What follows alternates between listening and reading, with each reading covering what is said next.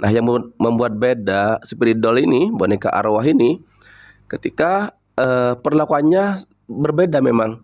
Jadi untuk mengadopsi spirit doll itu biasanya mereka ada syarat-syarat tertentu. Jadi ketika ada interaksi antara adopter itu dengan spirit dollnya, dengan boneka arwahnya, maka berarti ketika sudah connect, berarti di tubuhnya sudah ada jin juga.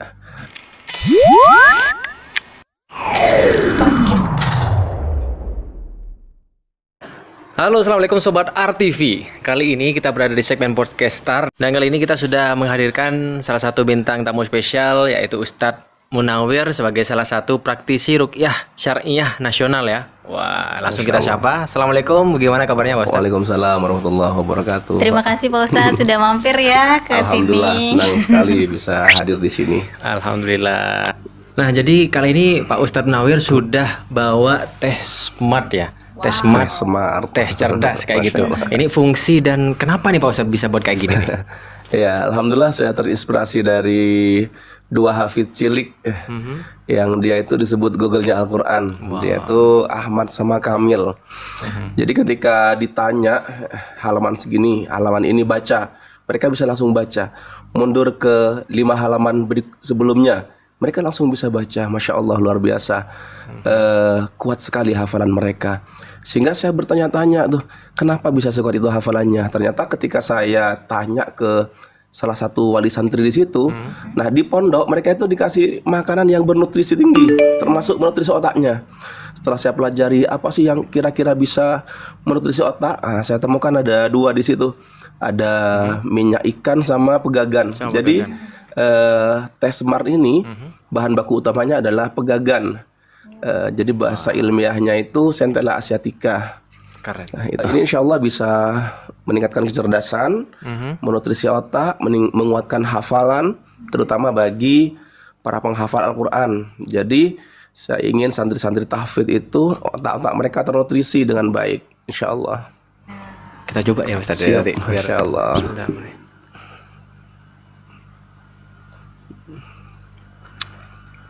Wah. Gimana? Jangankan anak-anak ya, kita aja yang Iya. suka Ustadz. Dari tegukan pertama tuh alhamdulillah ya. Rasa manisnya juga nggak bikin enek gitu di tenggorokan kita. Betul. Jadi buat sobat RTV langsung aja kalau mau order ini bisa langsung ke Pak Ustadz Munawir, mungkin bisa ada nomor kontak personnya. Oh, siap, insya Allah di bawah ini. Nah, gimana aktivitas sehari-hari gimana Pak Ustadz? Alhamdulillah lancar. Lancar semua ya usahanya lancar, dan ini juga ada tes SMART yang bikin kita semakin Smart bangga. gitu. Iya. Insya Allah. Alhamdulillah. Pak Ustadz, ngomong kita kan sekarang ada di zaman yang lagi viral nih Pak Ustadz. Apa-apa viral. Jadi dan sekarang fenomena yang ada yaitu kita bahas spirit doll. Spirit doll. Yang spirit doll itu kayak semacam boneka arwah gitu. Betul. Sebenarnya segala sesuatu yang bisa viral itu asalkan selama itu positif, itu baik ya untuk kita semua, untuk orang-orang yang melihatnya. Nah, dengan fenomena yang mungkin agak bisa dibilang agak meresahkan ya Ustadz ya, untuk kalangan umat Islam sendiri atau orang-orang yang lainnya sendiri. Nah, menurut Pak Ustadz sendiri secara agama Islam kayak gitu ya, itu spirit doll itu atau boneka arwah itu sebenarnya sudah ada sejak zaman dahulu kah atau kayak gimana sih Pak Ustadz? Bismillahirrahmanirrahim. Alhamdulillahirabbil alamin. Wassalatu wassalamu ala sayyidil mursalin sayyidina Muhammadin wa ala alihi wa ashabihi ajmain. Rabbi shrah li sadri wa yassir li amri wa hlul 'uqdatam min lisani yafqahu qawli. Amma ba'du. Fenomena akhir-akhir ini tentang spirit doll ya. Betul. Yang banyak itu di kalangan artis Mas ya. Iya. Ada di antara mereka yang adopsi spirit doll. Jadi spirit doll sendiri itu boneka arwah. Boneka arwah itu jamak dari ruh. Jadi kalau satu ruh, kalau banyak tuh arwah. Jadi mereka punya keyakinan bahwa di dalam boneka itu ada ruh-ruh atau arwah anak-anak yang disiksa oleh ibu tirinya kemudian meninggal, ada anak-anak yang hasil aborsi, kemudian arwahnya gentayangan, sehingga arwah-arwah itu yang kemudian ditarik ke dalam boneka. Nah, kemudian diadopsi oleh orang-orang. Jadi itu yang membuat dia tidak sama dengan boneka-boneka pada umumnya. Jadi ini boneka sudah boneka luar biasa, istilahnya. Boneka yang tidak seperti boneka biasanya. Jadi spirit doll ini sebenarnya, kalau dulu kita mengenal jailangkung ya, kurang lebih sama dengan jailangkung atau jenglot gitu. Nah, cuma dimodernisasi kemudian menjadi spirit doll. Sebenarnya boneka sendiri itu kan boleh ya Pak Ustadz ya. Kayak anak-anak kecil pegang boneka, merawat boneka. Nah, yang membuat beda itu karena ada arwahnya lah atau dari segi fisiknya mungkin kayak gitu. Jadi ya betul, boneka-boneka mainan anak-anak itu diperbolehkan. Nah, yang membuat beda spirit doll ini, boneka arwah ini, ketika perlakuannya berbeda memang. Jadi untuk mengadopsi spirit doll itu biasanya mereka ada syarat-syarat tertentu yang harus dipenuhi. Harus izin keluarga dan segala macam. Kemudian juga harus memberi makan ke arwah, ke boneka atau arwah yang ada di dalam boneka tersebut. Harus melakukan ritual-ritual khusus. Terus tujuannya juga untuk kebahagiaan katanya, kesenangan, bahkan ada yang untuk kesuksesan, pesugihan dan lain sebagainya. Jadi di situ letak kesalahannya. Malah itu lebih dekat dengan kesyirikan malah. Jadi mereka mencari ketenangan jiwa itu mintanya kepada roh-roh atau arwah yang ada di boneka tersebut. Padahal ketenangan jiwa itu kita peroleh dengan zikir kepada Allah. Ala bizikrillahi tatmainnul qulub. Kemudian juga mereka itu minta kesuksesan, minta kekayaan, berharap dapat kekayaan dari boneka itu. Yang pada dasarnya Allah yang Maha Pemberi rizki. Kita hanya minta rizki kepada Allah. Allah itu Ar-Razzaq, Maha Pemberi rizki. Jadi tidak layak kita minta rizki kepada selain Allah. Kalau sudah ada unsur kesyirikan, maka firman Allah dalam Al-Quran itu, la in asyrakta la yahbatanna amaluka wa la takunanna minal khasirin. Kalau kamu melakukan kesyirikan, maka terhapuslah semua amal-amal kamu dan kamu menjadi orang yang sangat rugi, yang merugi. Jadi dengan kesyirikan tersebut, amal-amal kita terhapus.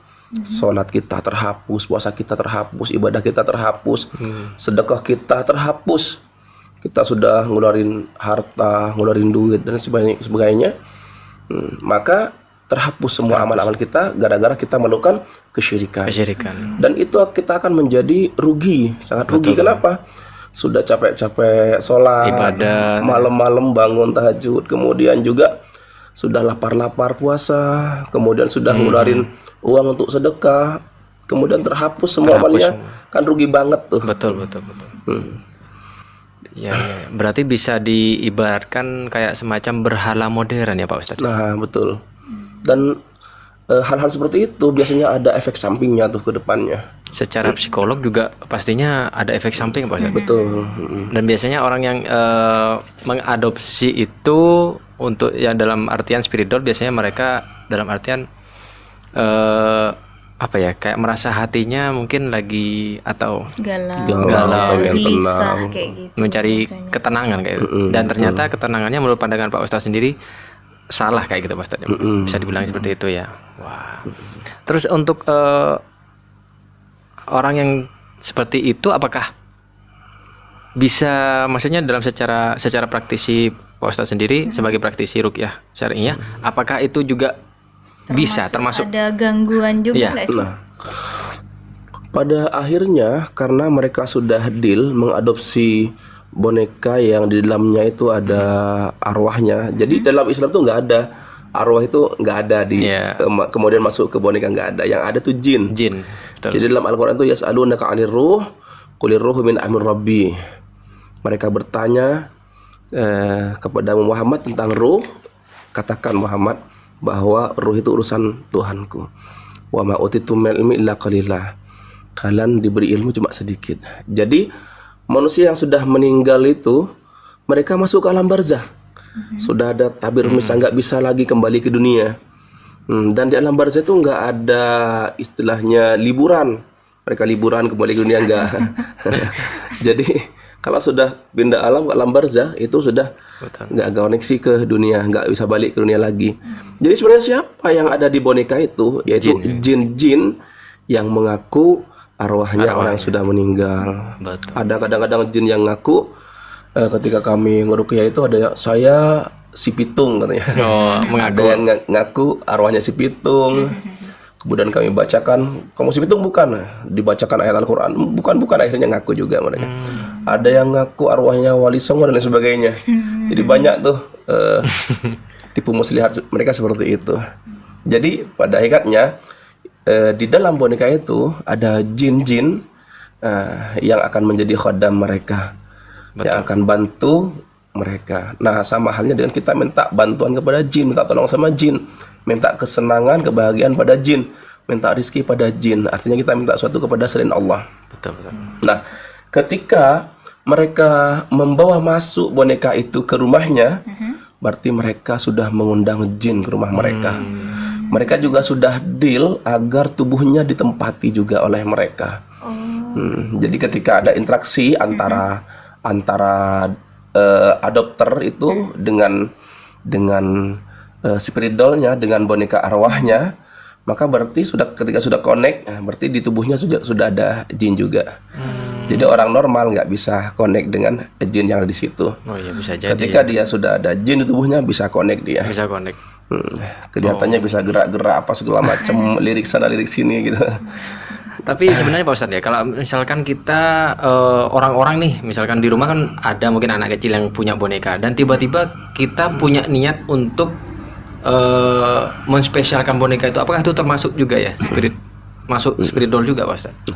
Ketika boneka tersebut hanya untuk mainan, maka insya Allah nggak ada ini, namanya juga disepelekan di mainan ya.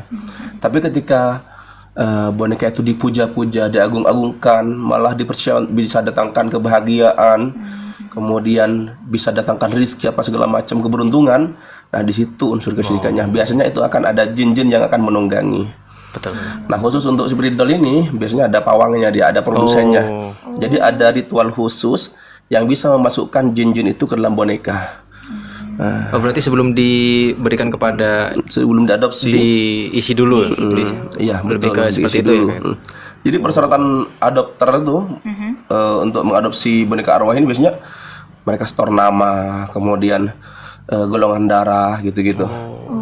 Jadi memang adopsi anak kayak gitu ya. Tidak sama dengan beli boneka di toko-toko. Iya. Ada khusus. Jadi ada persyaratan khususnya dan harus dikasih makan. Apa makanan mereka? Apa makanan si spirit doll ini, boneka arwah ini? Mereka harus dikasih makan berupa sari makanan. Jadi ditaruh di dekatnya. Makanannya secara secara zahir tidak nggak berkurang dan sebagainya. Tapi sarinya itu sudah dimakan oleh jin-jin itu, terasa hambar dia nih. Jadi ada ritual seperti itu. Oh iya. Nah, ketika orang-orang sang adopter ini sudah lama punya seperti itu, maka jangka panjangnya akan ada efek negatif ke dirinya. Dia itu akan terkena gangguan jin, mudah kesurupan, bisa lihat-lihat makhluk halus dan sebagainya, terkena gangguan. Emosinya kadang nggak stabil. Kenapa? Karena sudah seakan-akan sudah punya kepribadian ganda. Iya. Kadang dia yang muncul, kadang jinnya. Kalau jinnya itu karakternya pemarah, dia akan menjadi pemarah. Emosi tinggi. Kalau karakter jinnya itu pemalu, dia akan menjadi seorang yang pemalu, kadang-kadang seperti itu. Nah, dalam jangka waktu yang panjang, organ yang ditempati oleh jin itu biasanya rusak. Jadi ketika lama di kepala, mereka akan merusak sarafnya. Ketika lama di lambung, mereka akan merusak lambungnya sehingga terjadi asam lambung, mah akut dan lain sebagainya. Itu efek ininya, efek jangka panjangnya. Nah, jadi saya pikir daripada kita adopsi itu mahal-mahal sampai jutaan, itu. Puluhan juta, ada yang puluhan juta ya. Mending kita gunakan harta kita untuk mengadopsi anak yatim, anak terlantar gitu kan. Dapat pahala juga Dapat ya. pahala. Dan kata Rasulullah, anak wa kafirul yatim fil jannati hakadha. Aku dan orang yang mengadopsi anak yatim, menanggung hidupnya anak yatim di surga itu seperti ini. Rasulullah mengisyaratkannya Berdekatan. seperti ini, sangat dekat sekali dengan Rasulullah. Nah, itu jaminan surga. Dan yang menyampaikan itu adalah orang yang paling jujur, yaitu Rasulullah SAW. Jadi jaminannya dari Rasulullah, garansinya dari Rasulullah. Puluhan juta loh. Jadi berapa anak yatim yang bisa kita belikan seragam sekolah, berikan makanan untuk mereka, belikan sepatu, berikan beasiswa untuk mereka. Dibuang hanya gara-gara ngadopsi jin. Gitu. Tapi kalau seandainya nih Ustadz, kita ingin memperingati atau menegur seseorang atau ada di sekitar kita yang mau mengadopsi itu, mungkin ada gimana, apa sih yang sebenarnya harus kita peringatkan gitu sama teman kita itu gitu sebelum dia itu melakukan hal itu, karena kan cenderung orang kalau sudah kena gangguannya jin agak susah Sulit ya untuk diingatkan ya. untuk diingatkan itu agak susah kayak gitu. Iya, kita ingatkan saja, sampaikan saja ilmu yang kita ketahui. Kemudian tentunya dengan bil hikmah walau itu hasanah, dengan baik, tanpa melukai perasaannya, tanpa menyingsingnya. Sampaikan efeknya, efek jangka panjangnya seperti ini, sampaikan. Biasanya ketika mereka sudah terkena seperti itu harus diruqyah pada akhirnya. Dan mereka yang melakukan itu biasanya karena ikut-ikutan saja, belum tahu ilmunya, latah lihat artisnya gitu, ikut gitu. Belum tahu ilmunya. Jadi kita sampaikan ilmunya seperti ini, bahayanya seperti ini. Insyaallah kalau mereka sadar, insyaallah selamat dari gangguan-gangguan jin seperti itu. Nah, untuk bagi seseorang yang sudah terlanjur nih Pak Ustadz, sudah terlanjur pernah mungkin mengadopsi spirit doll, itu gimana Pak Ustadz? Oh iya, bagi yang sudah pernah, sudah deal, sudah ada kontrak di situ, kan sudah iya sama iya tuh, sudah terjadi akadnya. Si jin sudah mau bantu dia sudah keluar biaya, sudah keluar ritual untuk mengadopsi dia, ngasih makan dia, sesajen apa segala macam. Maka ya, yang pertama kali beristighfar kepada Allah, diistighfari kesalahannya itu, kemudian berusaha untuk lepas dari itu. Mohon kepada Allah agar terlepas dari khodam itu, dan boneka-bonekanya, atribut-atributnya itu dimusnahkan, dibakar. Jadi itu ininya. Sambil dibantu ruqyah syariah, insya Allah bisa lepas dari gangguan-gangguan seperti itu, asalkan dari hati yang paling dalam sang adopter itu betul-betul ingin melepas khodamnya itu. Insyaallah bisa. Insyaallah bisa ya, berarti ada kata terlambat lah kayak gitu ya. Insyaallah. Nah, ngomong-ngomong soal ruqyah syar'inya nih Pak Ustadz, gimana nih?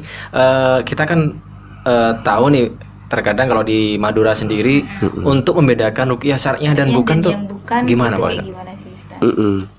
Untuk ruqyah syariah itu berarti bacaan-bacaan yang disyariatkan, doa-doa yang disyariatkan, dibacakan Al-Qur'an, dibacakan doa-doa yang diajarkan oleh Nabi melalui hadis-hadis sahihnya.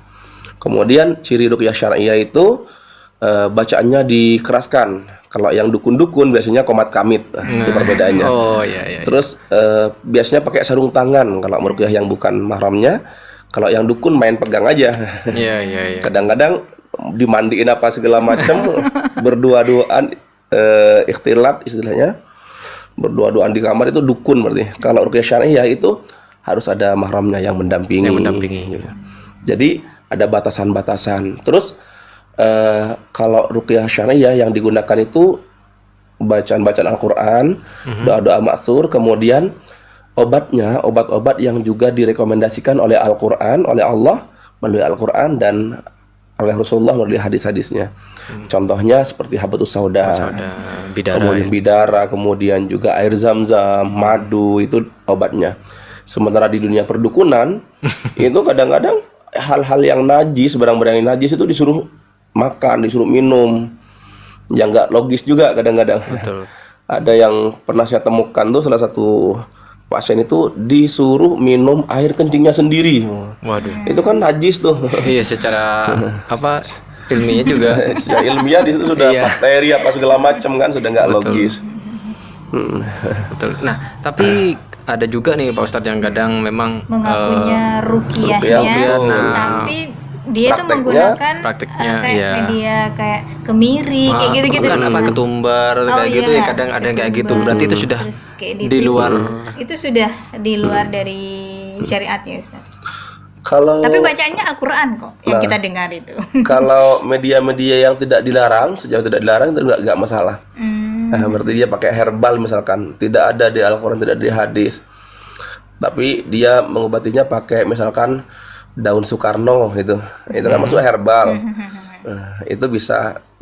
Tapi kalau sudah hal-hal yang klinik, Mhm. pakai kemenyan, pakai bunga 7 rupa, pakai jajan pasar 7 macam apa segala macam untuk sesajen. Nah, itu sudah perdukunan. Ada juga seandainya yang misalkan air Tulisi bahasa Arab nah, terus dimasukkan ke dalam. itu bagaimana tuh menurut Pak Ustadz? Nah, setelah kan saya sering bertemu dengan yang kayak gitu ya. Iya.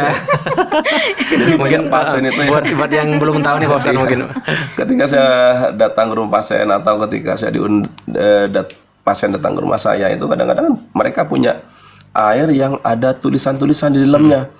Setelah saya buka itu ternyata raja. Tulisannya alif alif alif, waw waw waw. Ada bintang terbalik dan sebagainya. Itu namanya wifik, raja atau azimat. Nah, itu tempat khodam dia. Oh gitu. Jadi penyembuhannya pakai jin juga. Nah, kode-kode itu seperti alif-alif, terus kemudian bintang terbalik itu password mereka. Oh pas. Jadi untuk masukkan khodam-khodam atau jin-jin ke situ pakai password itu. Ketika diminum, berarti kita sudah memasukkan jin ke dalam tubuh kita. Oh bahaya juga ya. Walaupun niatnya sih untuk membantu jinnya itu. Betul. Tapi pada akhirnya yang namanya jin, dia minta tumbal, minimal menempati tubuh kita. Dan kita tidak layak minta kesembuhan kepada jin, minta tolong kepada jin. Kenapa? Karena mereka itu adik kelas kita sebenarnya. Betul. Ibarat kita itu sudah sarjana, Sudah sarjana benar. mereka masih PAUD gitu. Allah ciptakan manusia sebagai khalifah di bumi ini. Jadi lebih mulia manusia. Yang layak kita mintai pertolongan, perlindungan hanya Allah Subhanahu wa taala. Pencipta kita, pencipta manusia dan jin dan seluruh makhluknya. Jadi memang untuk manusia sendiri, seseorang yang sudah terlanjur kena minum yang seperti itu tuh gimana Pak Ustadz? Solusinya? Apakah wah ini aliran darah saya sudah dipenuhi? Sudah terkontaminasi jin-jin gitu. Bagaimana tuh Pak Ustadz solusinya? Ya, insyaallah dengan ruqyah mandiri. Oh, ruqyah mandiri ruqyah bisa. mandiri secara rutin baca zikir pagi petang, insyaallah mereka jin-jin yang sudah masuk ke tubuhnya tidak kerasan. Apalagi ketika kita misalkan baca ayat-ayat ruqyah dibacakan ke air, kita minum tiap hari untuk menetralisir jin-jin, untuk mengusir jin-jin yang ada di tubuh kita. Insyaallah bisa. Berarti perlu digarisbawahi kalau kita ingin meruqyah air sebenarnya cukup didoakan ya Pak Ustadz ya, bukan Dibacakan diisi. ayat Al-Quran, betul. Apapun gitu ya. Betul ya. Dibacakan Al-Quran, dibacakan doa-doa yang diajarkan Rasulullah. Buat sobat RTV nih Ustadz atau siapapun gitu yang nonton ini gitu, mungkin ada pesan-pesan gitu dengan gimana caranya kita kaum milenial nih ya untuk menghadapi era-era yang kita nggak tahu akan ada apa nih ya ke depannya yang bikin menjadi wow juga dan selama itu takutnya sampai juga keluar sampai dari syariatnya Islam gitu. Kita tuh sebagai anak muda harus kayak gimana sih Ustadz gitu untuk membentengi diri kita sendiri gitu. Untuk kaum milenial ya, jangan mudah terpengaruh. Jangan ikut-ikutan suatu yang tidak kita tahu ilmunya. Malaisa laka bihi il, itu jangan kita ikuti. Kita cari tahu ilmunya dulu, enggak usah latah lah artis ngerjakan ini kita ngerjakan juga gitu. Ambil positifnya aja ya kayak gitu. Kalau yang positif ambil, kalau sekiranya tidak bagus untuk kehidupan kita tinggalkan. Jadi itu selalu bentengi diri dengan berzikir, mohon perlindungan kepada Allah. Betul. Gitu. Terus kaum milenial harusnya sudah berpikir logis nih. Iya. Harusnya semakin canggih ya Pak Semakin Ustadz. canggih. Betul. Mungkin ada tips Pak Ustadz nih buat yang sobat RTV yang ingin ruqyah mandiri itu sebenarnya apa aja Pak Ustadz? Mungkin ada yang masih belum tahu. Oh iya. Biar bisa dicoba nih buat nonton di rumah ya. Ruqyah simpelnya, yang mudah itu kita baca surah Al-Fatihah. Al-Fatihah. Nah, kemudian baca ayat kursi, baca 3 qul. Itu kita tiupkan ke tangan kita, usapkan seluruh tubuh. Pakai air juga boleh Pak Ustadz ya? Iya. Pakai air dibaca. Pakai air dibacakan ayat Al-Qur'an boleh, kemudian diminum. Al-Ikhlas, Al-Falaq, Anas. Al-Ikhlas, Al-Falaq, Anas itu. Biasanya nanti kalau ada gangguan jin apa tuh reaksinya Pak Ustadz? Ada beberapa reaksi sih. Ada reaksi aktif. Kalau misalkan di ruqyah oleh peruqyah, kadang-kadang ada reaksi aktif. Reaksi aktif itu orangnya sampai nggak sadar. Yang ngomong tuh jinnya. Oh iya. Misalkan saya ruqyah Mbak Astri. Nah, kemudian Mbak Astri itu sudah nggak sadar hilang ikatannya. Ketika ditanya, biasanya kan ditanya, kamu siapa? Aku Samsul. Yang ruqyah perempuan. Ya, dia nyebutnya nama laki-laki ya. Itu biasanya sudah jinnya yang mendominasi. Itu ruqyah aktif. Terus reaksi aktif itu kemudian ada reaksi sebagian. Jadi orangnya masih sadar, cuma dia itu kadang muntah, kadang terasa panas dibacakan ayat-ayat Al-Qur'an. Kemudian kadang kayak ada yang jalan di bawah di dalam kulitnya gitu ya. Iya. Ada itu namanya reaksi sebagian. Kadang ngantuk berat, kadang nangis, kadang teriak-teriak gitu. Oh iya. Nah, itu reaksi sebagian. Ada juga yang reaksi pasif. Reaksi pasif tuh dia di ruqyah, dia santai aja gitu. Enggak ada reaksi-reaksi yang dominan. Jadi gitu. Tapi bukan berarti dia itu nggak ada jinnya. Kadang-kadang malah besar jinnya. Hanya saja kadang-kadang dia itu nggak mau melepas benda-benda yang klinik itu, amalan-amalan yang berhubungan, urit-uritan yang berhubungan dengan jin-jin itu. Kadang-kadang gitu masalahnya, harus dimusnahkan dulu benda-benda yang mengandung jin. Kayak apa ya? Biasanya di rumah-rumah itu Pak Ustadz ya. Biasanya ada kayak benda-benda pusaka. Gitu. Itu perlu dimusnahkan dulu yang biasanya diagung-agungkan. Betul. Ini nih benda nih bisa gini gitu. Itu sudah ditunggangi biasanya sama jin-jin. Oke, buat sobat RTV ini mungkin Pak Ustadz yang ingin mungkin ingin langsung coba praktek ruqyah syar'iyyahnya Pak Ustadz, mungkin bisa kita praktekkan ya. Gimana untuk menghubungi Pak Ustadz mungkin bisa. Oh iya. Kalau ada yang mau konsultasi gitu ya, boleh bisa ke WA saya di 0878 500 600 69. Oke. Insya Allah semua WA yang masuk dijawab, Insya Allah. Insya Allah ya, nanti juga kita akan taruh di deskripsi di bawah nanti ya nomornya Pak Ustadz ya. Oke, terima kasih banyak Pak Ustadz sudah berbagi ilmu tentang fenomena saat ini juga, dan pastinya ilmu tentang ruqyah syar'iyyah yang benar ya, yang bukan abal-abal kayak gitu. Alhamdulillah, dan semoga nanti bisnisnya ini juga bisa membantu banyak orang, bermanfaat sekali dan bisa semakin lancar. Semoga barokah. Amin. Oke, terima kasih juga buat sobat RTV yang nonton, dan terima kasih. See you in the next video. Bye bye. Wassalamualaikum warahmatullahi wabarakatuh. Waalaikumsalam warahmatullahi wabarakatuh.